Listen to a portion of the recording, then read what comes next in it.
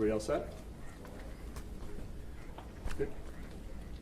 I'm Peter Cutler, Senior Vice President of Communications and External Affairs here at Erie County Medical Centre, and we're here today to provide you with an update and briefing on the patients that have been transported to Erie County Medical Centre from the crash incident on the New York State Thruway earlier today in Pembroke.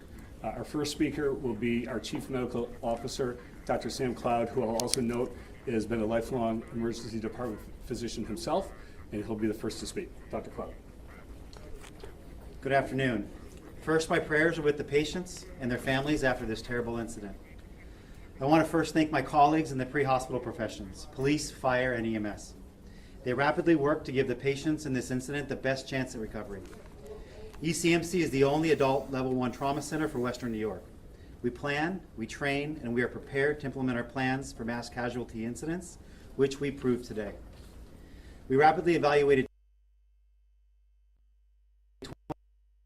trauma surgery and emergency medicine, and others who helped rapidly decompress our emergency department so that we could efficiently treat the influx of injured patients. Also, thank you to several ECMC ER doctors who actually went to the scene to help triage patients at the scene. Thank you to our nurses, pharmacists, and all other staff that proved today what an asset ECMC is for Western New York.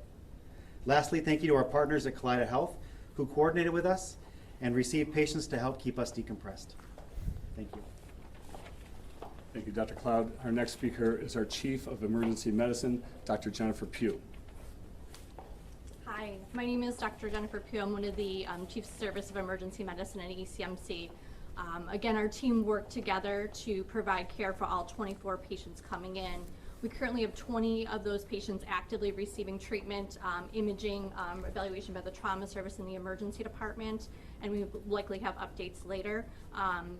2 went to I believe, the operating room, and we have several patients who went to the trauma ICU. But luckily, again, with the team, many of our emergency medicine physicians from our group on scene and those who joined us in the department, we were able to take care of all patients very quickly. Thanks, Dr. Pugh. And our next speaker is our Chief of Surgery, Dr. Jeff Brewer.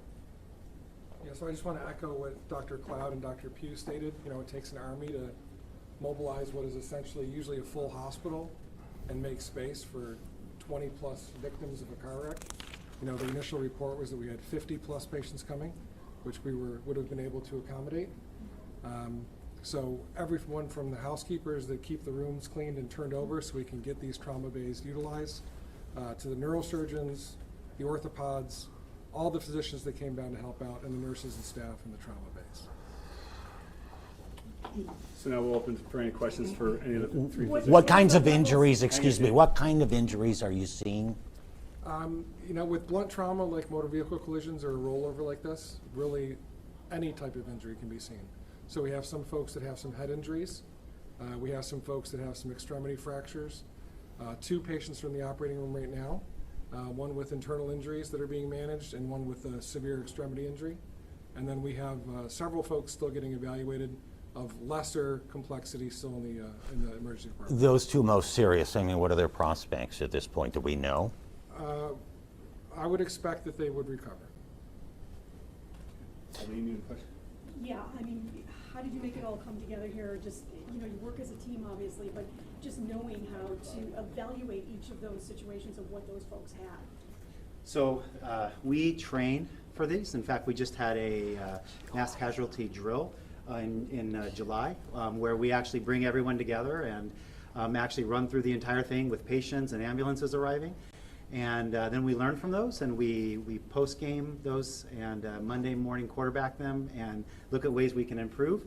And so that when the rubber hits the road and when the real thing happens, like today, we are prepared to be professionals and to get the patients rapidly evaluated, and the ones that need it to the ICUs and to the ORs.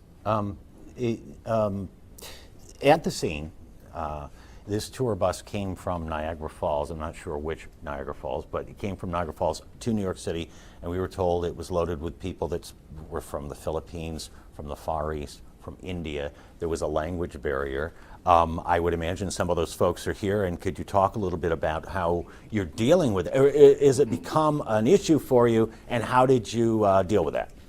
Many of the patients were bilingual, so they were able to provide some history in English. And then we also actually utilized all of our translation services through the entire hospital. We had brought down, so we had over 15 or 20 translation devices, actually more translation devices than patients arriving available. Sure. I know you train for this all the time. Have you ever had a mass casualty incident with this many patients at once? It's been a long time. Yeah, I can. Can you recall remember any others that one here? without- Maybe not this many patients. Okay. You know, but on a microscopic scale, we do this every day, right? So any patient that comes in here from a car wreck or a gunshot or a fall, they're evaluated in the same way. So you're just multiplying that. And we use force multipliers by bringing all the assets we have in the hospital. So we bring all the residents down on the surgery they're in the hospital that may be on other services. All the orthopedic physicians and their residents came down. So you just magnify and multiply what you have in the hospital. Good to and do know. the things that we do every day, just Good, on a good to larger know. scale. But the question was, have you ever had an incident with this many at once? I've been here 25 years, and, sorry. I've been here 25 years. This is, and as Peter had mentioned, I'm also a member of the Department of Emergency Medicine. This is probably the most trauma patients we've had from one incident in my career here in Buffalo, Over 25 years. over 25 Can you years. talk about the doctors that went out in the field to the scene? So we have, or you go ahead and handle No, it. I can, 'cause it's from our department.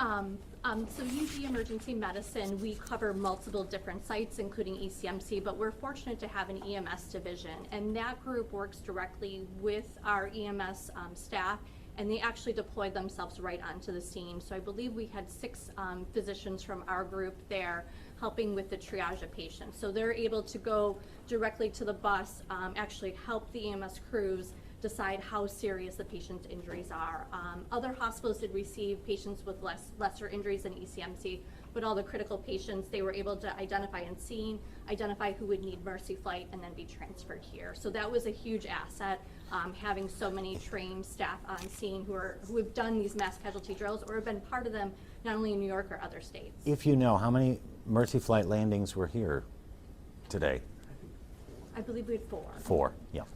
Just to clarify the numbers real quick, 24 patients came into ECMC, 2 of them went to the operating room, the 2 others to trauma ICU, that's right? Okay. And the remainder being evaluated. Yeah, so. we still have 20 that are currently in our department receiving active care. Do you know the breakdown, because I've heard that, some of course went to Strong as well, and like you said, there were other hospitals involved, so do you know the breakdown as far as, how many, like the percentages? I can't speak to the other hospitals. I know we did receive the majority of the patients from what I'm hearing from the physicians on the scene. Yeah. Were there any fatalities? If so, how many? I will probably direct that back to the staff on the scene, but we were told that there were several fatalities on the I scene. think New York State Police may have that information for you. Okay. For the scene, yes. Anybody else? I know the Buffalo News just arrived, so Cloud. you want to. And I think to reiterate, I know this question was asked, but we were able, with the new emergency department, we went from a very small department in the old hospital, but now we have a 53-bed emergency department. We have 4 large trauma bays. We were actually able to clear every room with the help of our medicine colleagues so that if we did receive all 50-plus patients, we would have been ready. We're very fortunate with the new setup of even the ambulance area. We're doing triage outside and making sure patients were assigned to the appropriate areas. We actually designed this new emergency department for mass casualty incidences. That was one of the primary things we were thinking about when it was designed, so that we could have good ambulance flow and patient drop-off right next to the area where they'd be evaluated for traumas. And so I think today was proof of that concept working. Yeah, and of all the hospitals in the market anyway, ECMC is the designated mass casualty center for Western New York.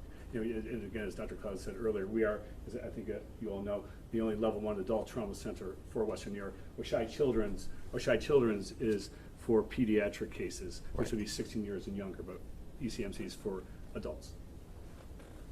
Yeah. Any other questions? Thanks, everybody. We appreciate it. Thank you. Thank you.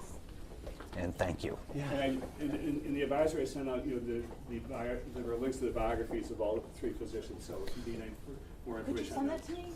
Yeah, yes. Do Did we talk earlier? You guys are good. I'll take it.